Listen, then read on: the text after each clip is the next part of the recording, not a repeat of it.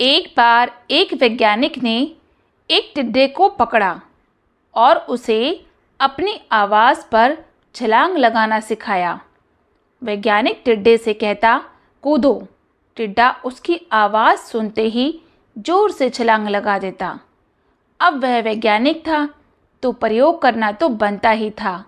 उन्होंने टिड्डे की छलांग पर प्रयोग किया। वैज्ञानिक ने उसकी एक टांग तोड़ दी और फिर बोला, कूदो। अब टिड्डे की छलांग की दूरी कम हो गई। वैज्ञानिक ने उसकी दूसरी टांग तोड़ दी और फिर बोला, कूदो।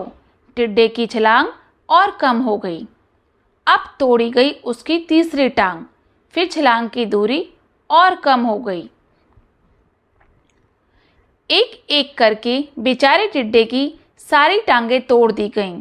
अब आखिरी टांग टूटने पर जब उससे कहा गया कूदो तो वह हिल भी नहीं पाया।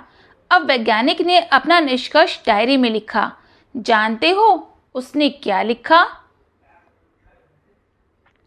जब टिड्डे की एक टांग तोड़ी गई तो वह थोड़ा बहरा हो गया। जब उसकी दूसरी टांग तोड़ी गई तो वह और बहरा हो गया। हर टांग टूटने के साथ वो और बहरा होता गया और सारी टांग टूटने के बाद वह बिल्कुल बहरा हो गया।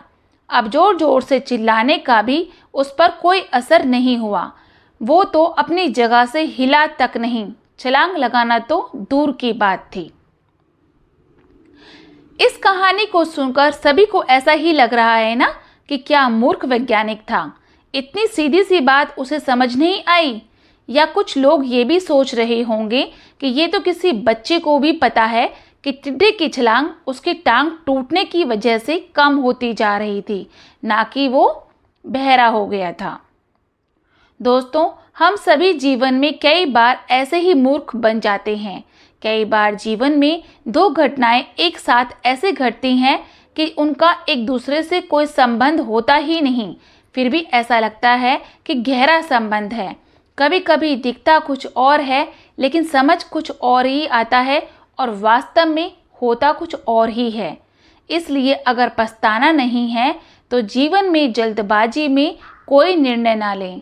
हमेशा सूझबूझ का इस्तेमाल करें, सावधानी बरतें, नतीजे सोच विचार कर ही निकालें।